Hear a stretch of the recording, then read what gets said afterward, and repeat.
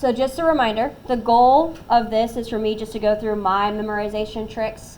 I'm not the expert by any means. This is just what has worked for me and what has worked for other students. Some of you may have already picked up on some helpful tips of your own. If you come up with something that you would like to share with the group, I strongly recommend it. Who knows, it might help someone else. And I may learn something new from it. So here are my tips as far as where to start. Start with the easy stuff. So we're going to start with the quadrantals. You should have those memorized down pat. You should have had those memorized before yesterday. So let's start on the right side of the x-axis. This is 0 degrees, which is also 0 radians. And the point here is 1, 0. X is 1, y is 0. Next quadrantal, top of the y-axis. This is 90 degrees. Again, ideally you have it memorized. It's pi over 2 radians. You're always welcome to convert that by hand. This point is up, positive 1, so x is 0, y is positive 1. Next quadrantal, we are now at 180 degrees, which is just pi radians. And this is the negative on the x-axis, negative 1, 0. Lastly, down at the bottom, the third quadrantal, have it memorized, 270 degrees, 3 pi over 2 radians. The point is the negative y, so 0, negative 1. This circle doesn't have these blanks that I'm about to write in, but the quiz will, just a heads up. The full circle at 0, so this is 360 degrees. And 2 pi radians.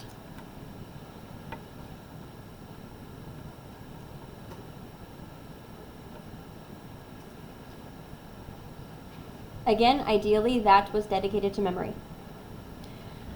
From here, again, sticking with the easy stuff to remember. The other 12 points that are not filled in, they're all fractions and they all have the same denominator. What is this denominator? 2. They all have a denominator of 2, so that's an easy place to start.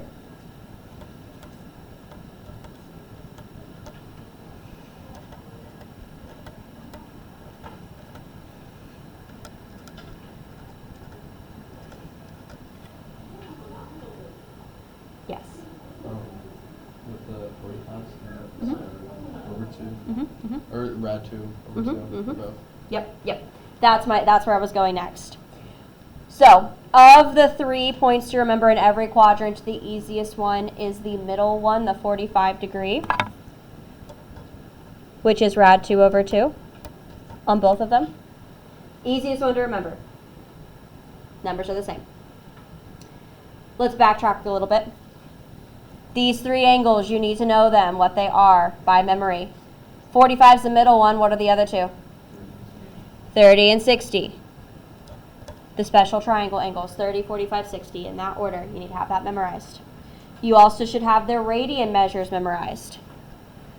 Pi over 6 for 30. Pi over 4 for 45. Pi over 3 for 60. Memorized.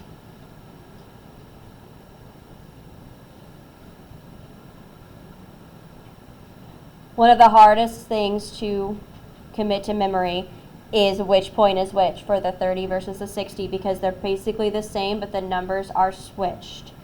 Do you have a tip or just the answer? Because I have a tip. Okay.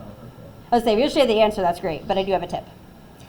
So if we start with on the right side, at the bottom here, it goes 1, 2, 3, and then down to the left.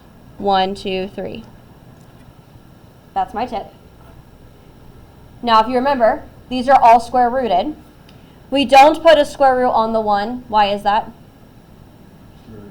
Square root of 1 is 1. So if you square root the 1, great. It's not necessary, but you can do it. So in theory, all of these have a square root, but the 1s don't actually need it. So the 2s and the 3s in the numerator get square roots. The 1 doesn't need a square root. It's unnecessary. If you can fill in the first quadrant, you can fill in the rest of the circle. So the goal is this first quadrant, completely dedicate to memory. And then from there, it's just a series of reflections to find the other points. So let's do that. Let's make quadrant 2. We're going to one at a time flip each point over. We have 1/2 rad 3 over 2, rad 2 over 2 twice, and rad 3 over 2 1/2.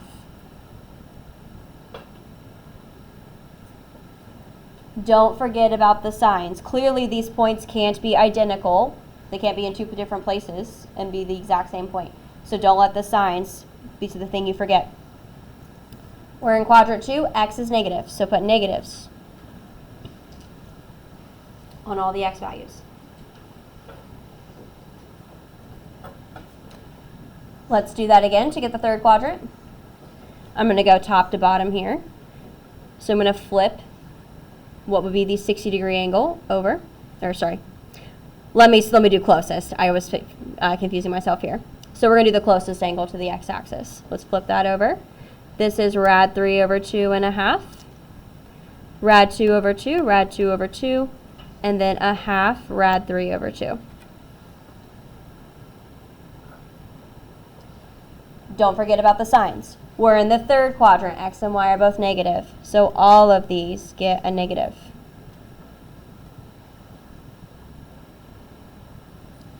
One more time for the fourth quadrant, we're going to flip. So I'm going to go on the bottom and work my way up. Flipping, we have 1/2 rad 3 over 2, rad 2 over 2, rad 2 over 2, rad 3 over 2, 1/2.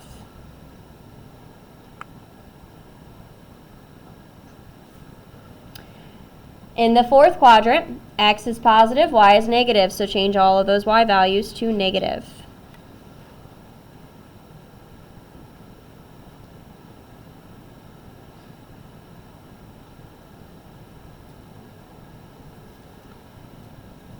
That's filling in the points. From here, the degrees, I have a very convenient hack here.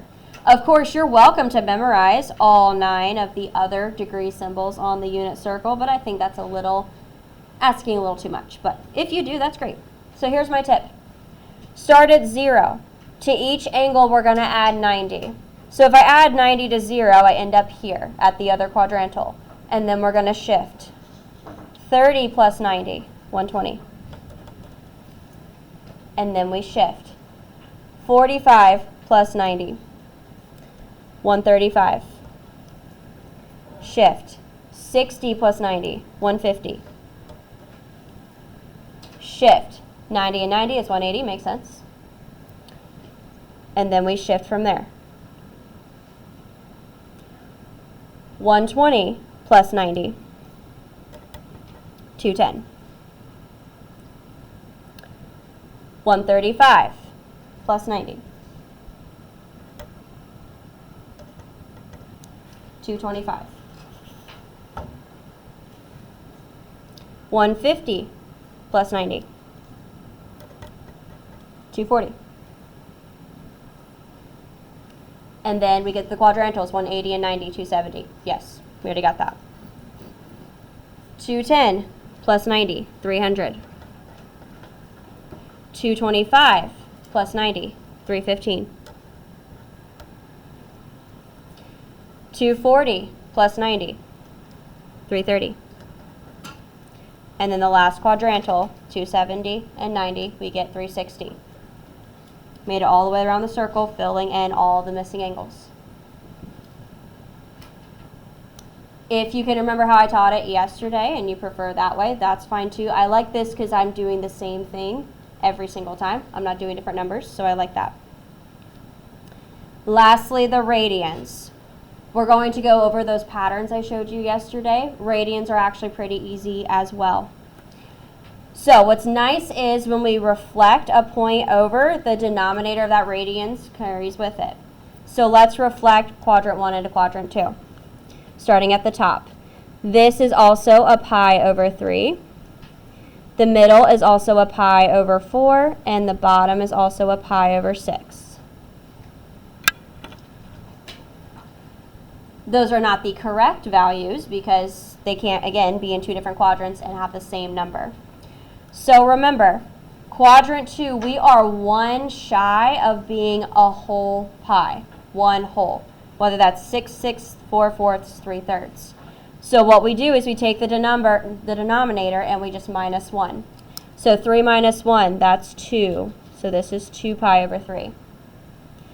The denominator 4 minus 1, that's 3. This is 3 pi over 4. Denominator 6 minus 1, that's 5. That's 5 pi over 6. We're one shy of a whole pi.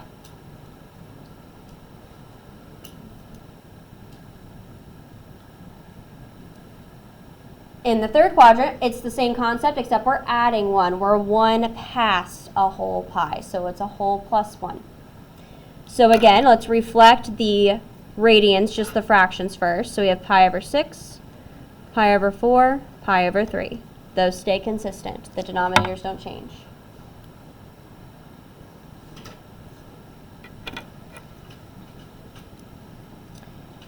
Now remember, this is a whole pi plus. So we take the denominator and we add 1. 6 plus 1, that becomes 7 pi over 6. 4 plus 1, that becomes 5 pi over 4. 3 plus 1, that becomes 4 pi over 3.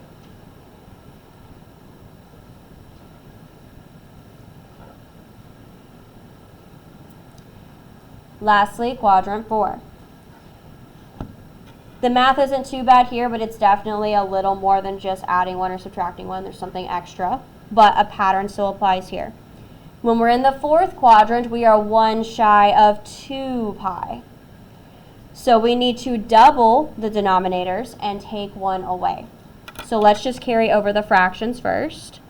At the bottom here, we have pi over 3, middle pi over 4, top pi over 6.